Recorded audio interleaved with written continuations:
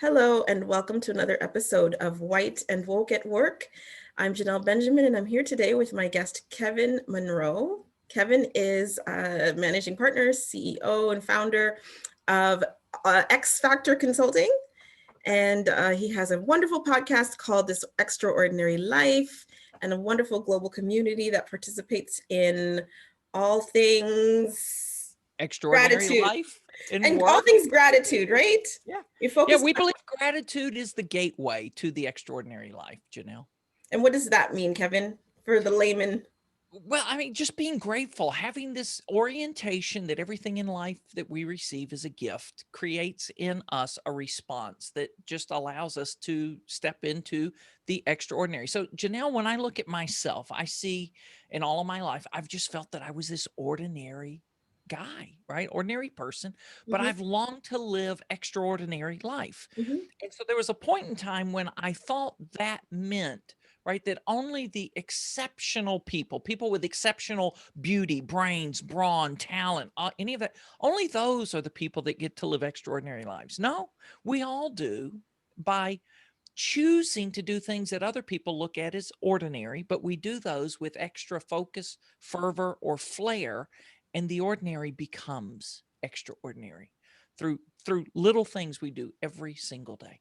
That's phenomenal. So that's a perfect segue to, the topic for today, which is just what can we do as ordinary or extraordinary people to change things on behalf of marginalized groups, historically Yeah. marginalized groups, and Black people in particular in the workplace. And I love the way you phrase that question, Janelle. And that's the way I've sought to rephrase the question, right? What can I do? What can we do? The question I want to answer, it's not what you should be doing, right? We got people out there. What should you? No, what can I do? What's the difference I can make? What's the difference we can make? The folks I'm connected with, what can we do that Mhm. matters and makes a difference? And what is it that you are currently doing, Kevin? Oh gosh, a lot of it is hosting conversations, creating awareness, getting people to realize what's beyond us, what's bigger than us, what's around us, right? So many of us, Janelle, live in our bubble, Hmm. and we see the world just right inside out. We don't see it outside in. We don't see what's going on around us. We're not aware of the little things we do, the opportunities, the decisions we make. So it's conversations. I host a lot of conversations and try to ask. No, let me questions that provoke thought, not provocative questions to get people angry. I'm not trying to get people angry.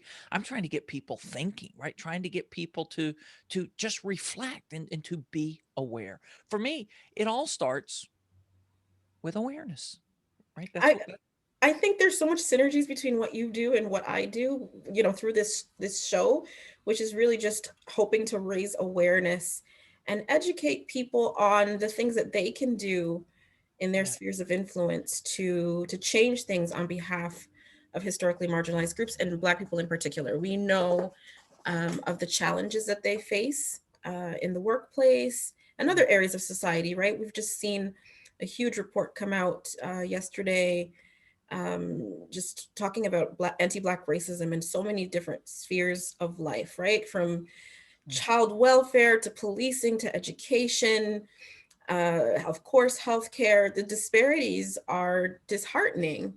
So, how do mm, we keep a spirit of gratitude, Kevin, through this information that we all have in Canadian society, and how uh, that mm. that disparity permeates every single facet of our lives? Well, okay, several things, but one question I love asking, Janelle, is we start with focusing on what's right with the world, right? Mhm. There's so much that's wrong, Yeah. but what's right? What's one place today where I saw a positive interaction? What's one thing I did that that hopefully made a difference, right? Little things like this can start that gratitude conversation.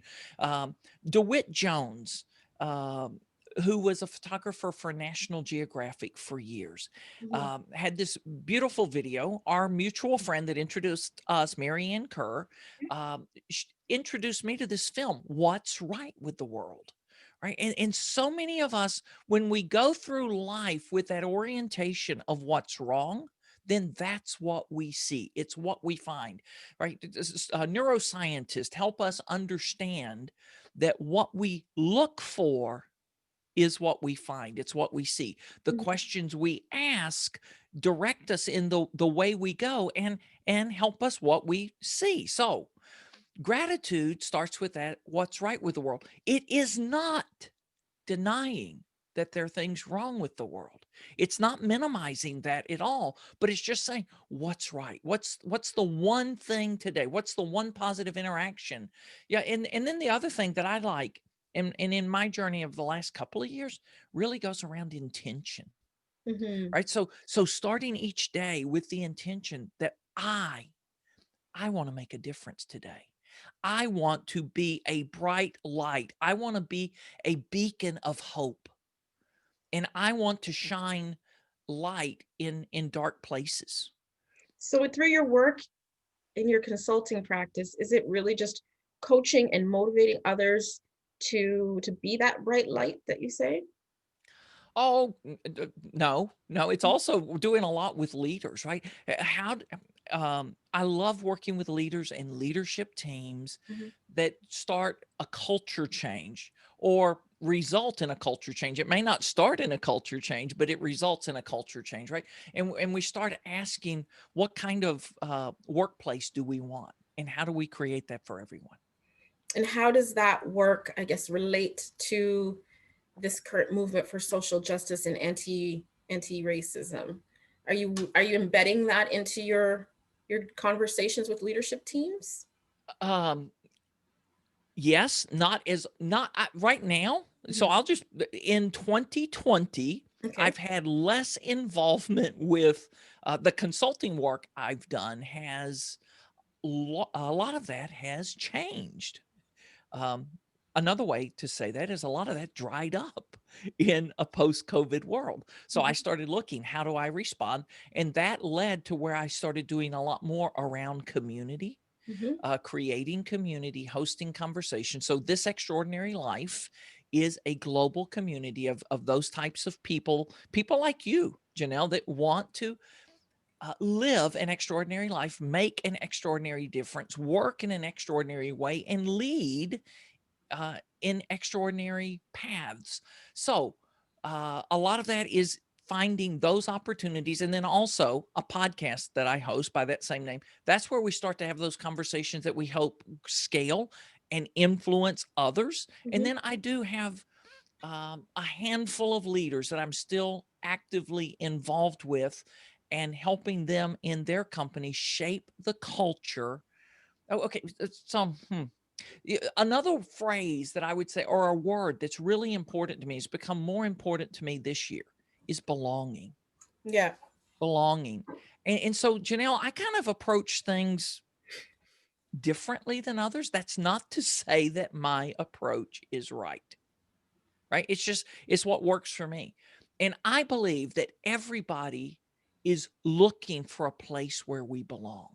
Yes. And how do we create workplaces where everybody belongs, right? And to me, one of the questions that comes, first off, is it welcoming, Right. right? If unless it's welcoming, people don't stay around long enough to experience belonging. True. So is it welcoming? Mhm. But so I don't know. I hope that helps. It does, but tell me a little bit more about how you got into this line of work to begin with. Oh gosh. It's a long story, Janelle. But so I'll start. I'll go back. Um, there's so many things, but I grew up in the southern part of the United States of America. You Okay. know, in What city and state? I wouldn't call it a city. I grew up in a small town called Perry, Georgia, which is about 100 miles south of Atlanta. Okay. The next nearest big town was Macon, Georgia. Okay. I grew up in the era when desegregation was happening. Now, as a elementary school student, I didn't quite understand that, right? I didn't know, because what I grew up with was what was natural to me. But Mhm. we were one of those first classes that was integrated in the little town I grew up in. So Okay. that influenced a lot of things growing up, all of that journey.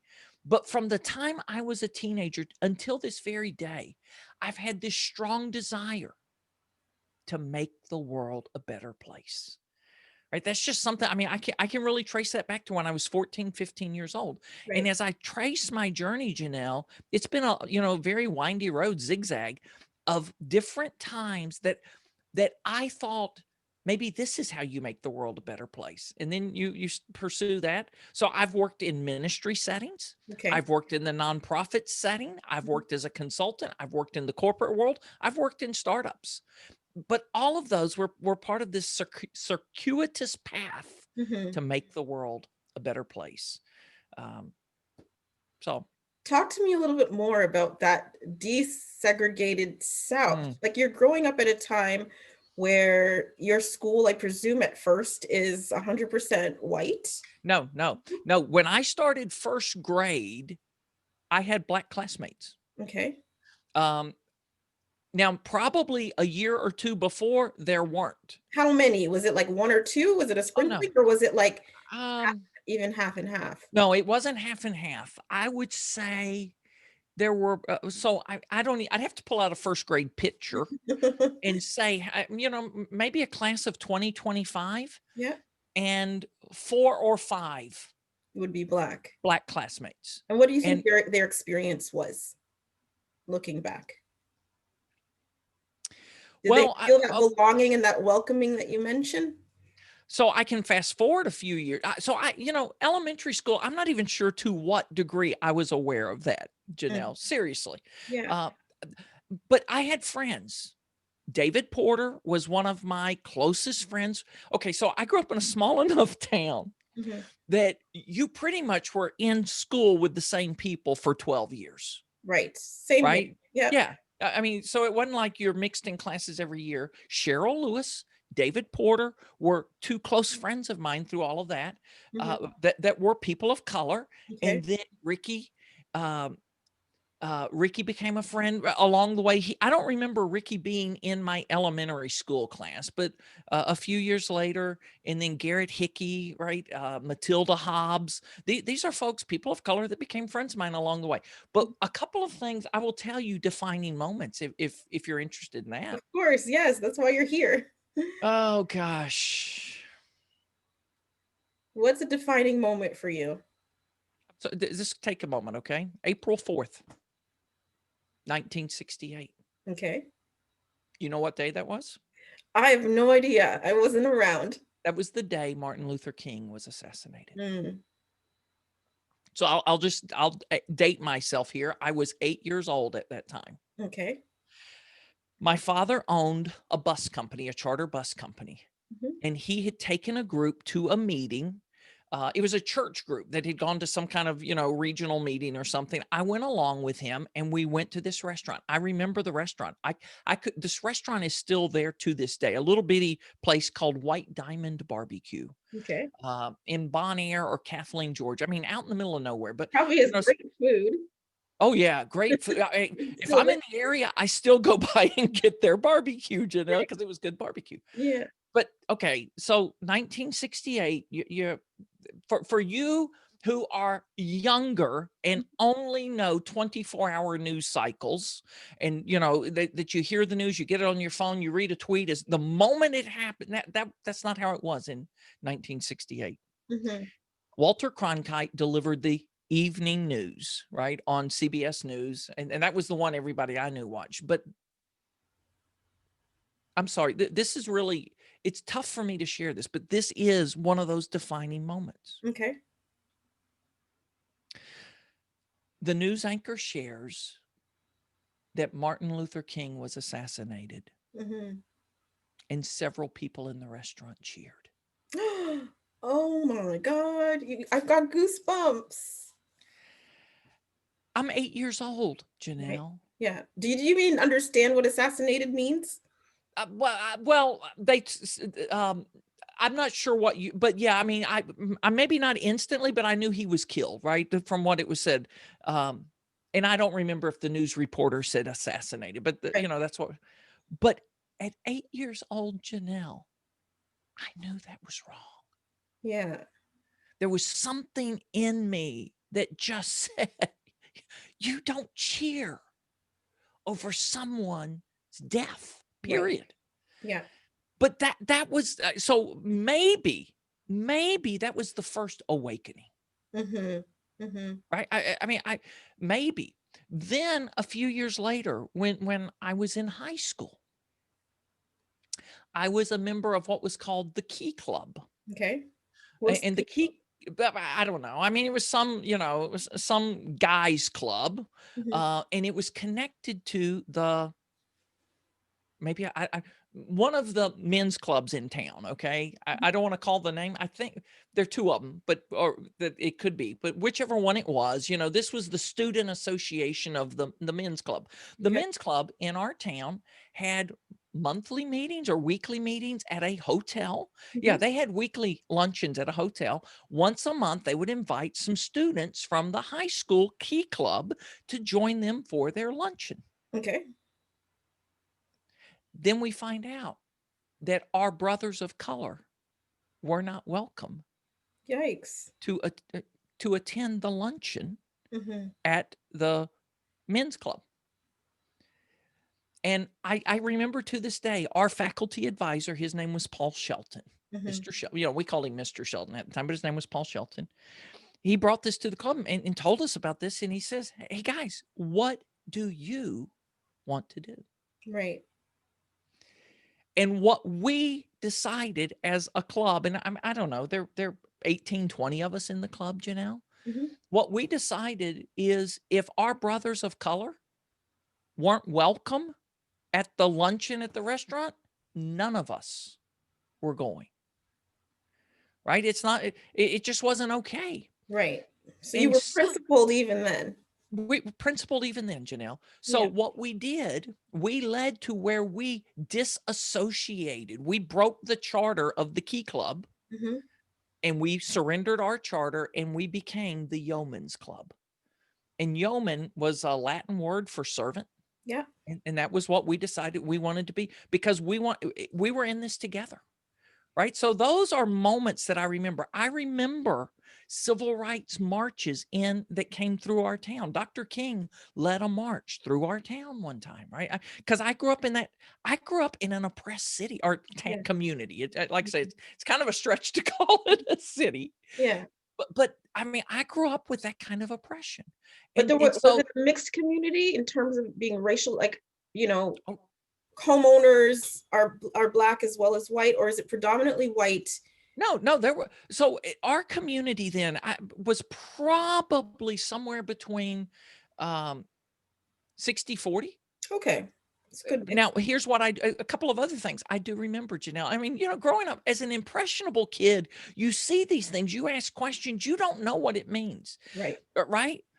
To me, normal is the most subjective term on the planet. Mm-hmm. So a couple of things I also remember that shaped those.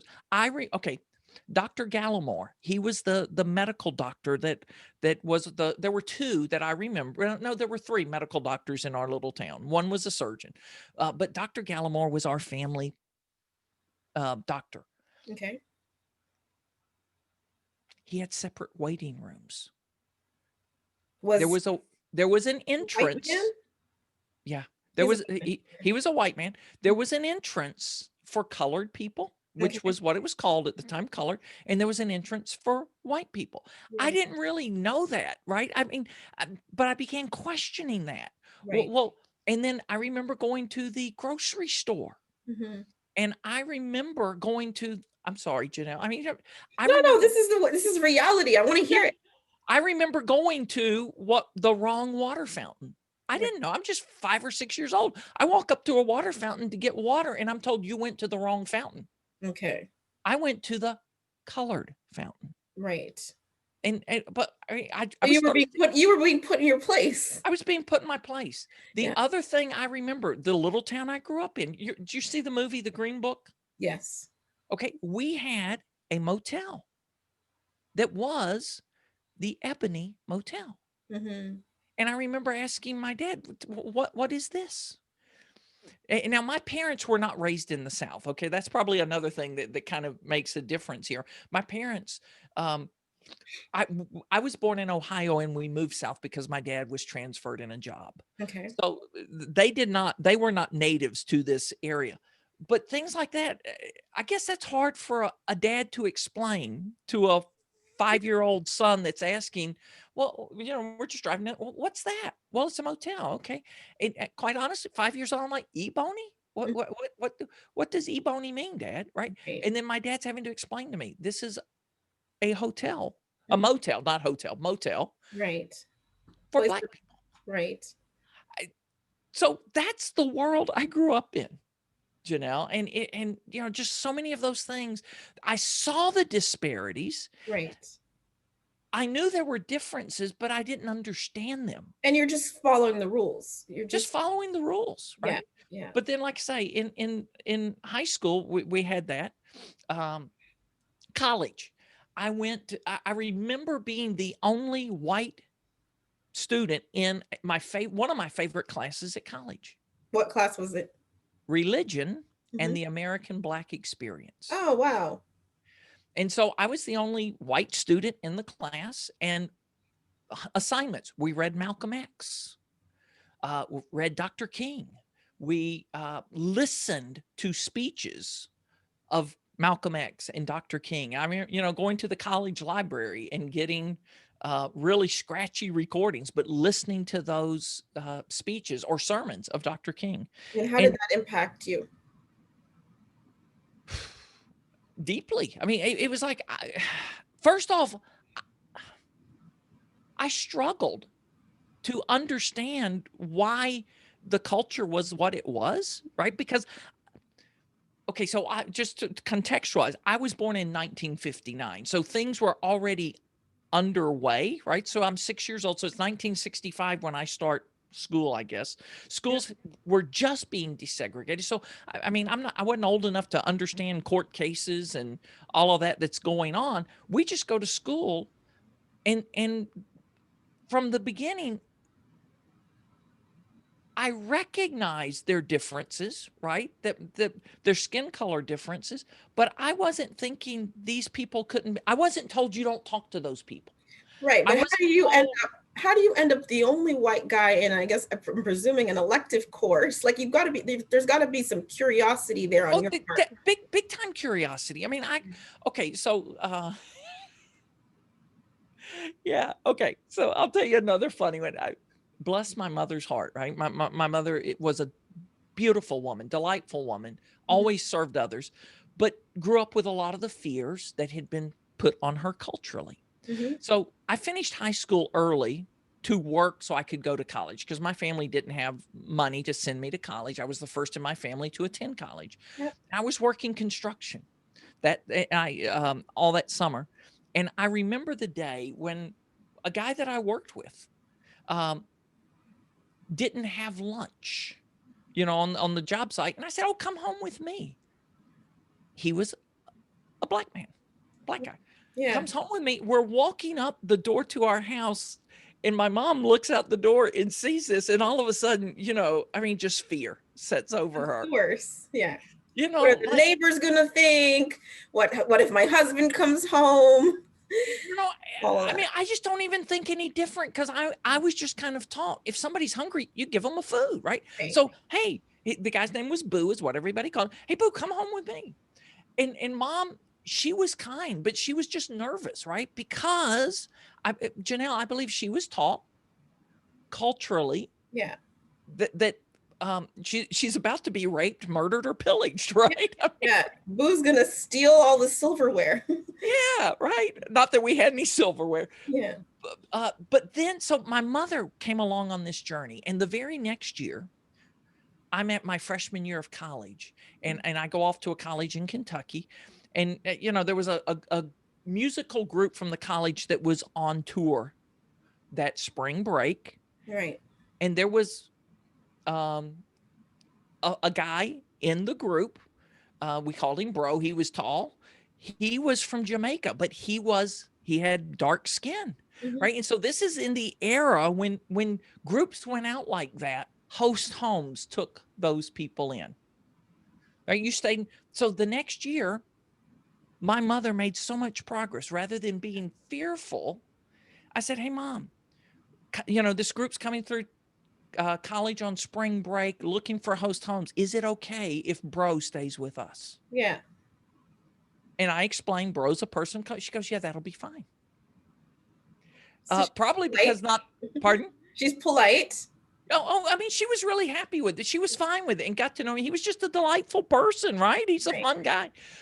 But he may not have been welcome in any other home in our community because just that era. Anyway, so they're Yeah. just things like that. Those, So so you're breaking rules to take the class. yeah, No one's putting you back in your place, to bring home friends. You're doing all these things that are, against the norm for white people in white society to do. And why are you doing those things? do you know, I mean, because I want to make a difference in the world. I guess I mean, remember, I told you from the time I was a teenager, I always wanted to make the world a better place. Right. I wasn't really thinking, seriously, I'm not thinking that I'm breaking conventions. Mm-hmm. What I'm thinking is I'm doing what's right. Right. I have a Had a faith good background. sense of You had a great sense of right and Justice. wrong and What's justice. right? Yeah. Yeah. Yeah. Yeah. I mean, there's a verse from the Bible. He Mm-hmm. has shown you, oh man, what is good and what the Lord requires, to do justice and to love mercy. Mm-hmm. So I was just desire to do justice, love mercy. Yeah. And so what does mercy do? To love mercy means you love people.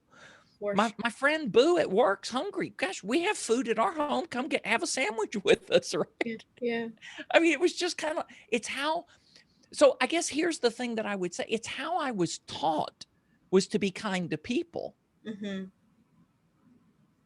The community I lived in made a distinction between what kind of people it was okay to be kind to. Right. You be kind to your own people. But I just didn't learn that. I was just wanting to be kind to everyone. So So I don't, how do growing you up, go ahead? growing up around the civil rights movement when it's happening, Mm-hmm. right? But not really. I mean, it's kind of like a fish in water. Does a fish know it's in water? I mean, I grew up in the deep South Yeah. when all of this was going on. I wasn't part of those starting the movement, but the movement was happening around me. And I guess we just had enough sense to know a basic sense of right and wrong. And we want to do what's right. To do what's right means it's fair for all of us. You're You know? talking, Kevin, and I'm thinking about my own son. He's 7 years old, and he's growing up, coming of age in the time of another civil rights movement, and he understands a lot more than Yeah. even I give him credit for. Right? He sees the Yeah. protests on TV, and we try to shield him from the extreme violence, but he does know that a police officer's killed another Black man. Right? He asks questions about why is that Yeah. happening, and he knows that Black Lives Matter, and he'll kind of chant that sometimes in the house. So he understands that we're currently going through a certain type of movement right now that requires all of us to, like you said, have that kind of sense of Mm. justice and Mm. what's right and what's wrong. So how do you see the differences from that time and this time now? Oh, how do Because like you um, said, you could sit back and like you said, the movement is happening around you and you're a child, and not be our quote unquote participant, but you still have a sense of justice. And yeah, a lot of people are sitting on the fence and their movement is happening around them. But I guess through this series, I really want to encourage people to participate. yeah, So yeah, now that you're an adult, yeah. you still have that great core, that sense of justice and fairness. Um, there are things that we can do now that's different than the previous civil rights movement, so that we don't have another movement 60 years from now, Right. where my son is your age and telling stories about the Black Lives Matter movement 60 years prior. Yeah. Like, what can Mm. we do that's different to really truly transform our world, using maybe your gratitude principles and do something that's different that won't make this another issue 60 years later. Yeah. Well, so okay, first off, there's a word right in the title of this: woke. Wake up, folks. Yeah. Wake Yeah. up, right? And wherever it is that you are in the world, right? Look what's going on around me. Mhm. Not what's going on. I mean, I'm okay, Janelle, I'm not saying be ignorant of what's going on in around the world. Oh Right. gosh, that just reminded me. There's another funny story. Okay, I'll come back to this. Okay, my college years, my first year of college. So this is, I don't even know, a long time ago, about this time of year. Exactly this time of year. Exactly this time of year. I was a bell ringer for the Salvation Army. Salvation Army recruited students from the campus, the college I attended, to be bell ringers at Christmas time. Mhm. So, and the college I went to my first year was called Asbury College. So there are 4 friends of us that go to Washington, D.C. to be bell ringers for the Salvation Army. And we were going to churches most Sundays, just trying to be, experiment. And we found this church that was called Asbury United Methodist Church. We thought, isn't that cool? We go to Asbury College. There's this church called Asbury Methodist Church. Why don't we go visit there? So we Okay. go visit there one Sunday. There, and one guy slept in. So it's just 3 of us that go that Sunday morning. We go, and it's a black church. Mhm. We're the only 3 white people in the congregation. Okay. And it happened to be Civil Rights Day. And this is the time of apartheid in South Africa. Okay. And this is when Stephen Biko had been tarred and feathered in South Right. Africa. Right. This injustice. And so the pastor, he's up there in his robes and he's preaching. And I still remember this so vividly, Janelle. He says, he's talking about what happened to Stephen Biko. And he said, we ought to be mad. We ought to be mad as hell about these injustices. Yeah. And I'm telling you, there's a moment that I think the 3 of us are thinking, are we getting out of here alive today? Right? I mean, it's Civil Rights Sunday. The pastor's up here. People are, I'm just being honest, Janelle. That's Sitting there so thinking, funny. oh, You're gonna get crucified in the church. I'm 18 years old. What do I'm going to get killed in church, and we're going to extract revenge on those, Oh my. South Africans, right? Then the pastor finishes and he says, we want to extend a warm welcome today to our 3 visitors. Now I'm thinking, how do you know you only have 3 visitors? It was clear Yeah. that the 3 of us were visitors, Right. but it wasn't clear that we were the only visitors. But he said, we want to extend. Janelle, the congregants could not have been more welcoming, more loving, more warm, more receptive to us. And it was just this beautiful experience, right? So one of those contrasts that's kind of like, wow, here we are, Civil Rights Day, but being aware of what's going on around the world. So that's what took me down that path. We should be aware of what's going around the world, but at the same time, what's going on in my community? Yes. And what's the opportunity I have here today, right? Yeah. And how do I be different? How do I, if you're in business, how do we live different? How do we, so I know a lot of folks in this year, a lot of white people that started having conversations maybe for the first time in their life, Right. to even explore the topic of what does white privilege mean? Yes. Right? Because I will tell you, when I first learned white privilege, it confused me. Yeah. And I say that because I did not grow up feeling privileged. Yes. Right? I mean, I grew up in a middle class family. Mhm. I knew who the privileged people were in town because they lived in those subdivisions. They Yeah. went to the private schools. They Right. went to summer camps at exotic places. Mhm. So there was this point in time that I didn't understand privilege Yes. because I interpreted as material privilege. But then I began to understand white privilege. Hey, I didn't have to look for the green book to find a motel that I could go to. You Right? were I live in you were Atlanta, a white Georgia. man. You were able to walk into a black church and just walk in there. I mean, that's white privilege, right? Yeah, Yeah, yeah, right. So that's what I'm saying. I didn't understand that. yeah. Right? I didn't understand friends to this day. I mean, this really in 2020, Mm. merchants still suspect every person of color is a shoplifter. I mean, Yeah. really? But you know what, Kevin, what Yes. you raised through your story in the black church is really indicative of the fear that you had in that moment. You're in a church of all places, and you're still fearful of the people around you. And that Yeah. fear is in every single societal structure, Yeah. from the church to the workplace to the school system. It's people that are afraid of Black people that creates the situation where we're presumed to be shoplifting, right? We're presumed to, like your mother said, she's going to be raped and pillaged, right? Like there's this inherent fear of Yeah. Blackness that we Yeah. need to get away from if we're going to change the conditions Yeah. for Black people. And I don't know, how do we address that? Well, okay. So the one thing that comes to mind in this moment, Mm-hmm. something I've heard Brene Brown talk about, right? It's easy to hate people in groups, whatever that we can assign a characteristic to groups. And she, in the context she's not was talking about, she wasn't talking about color. All conservatives are like this.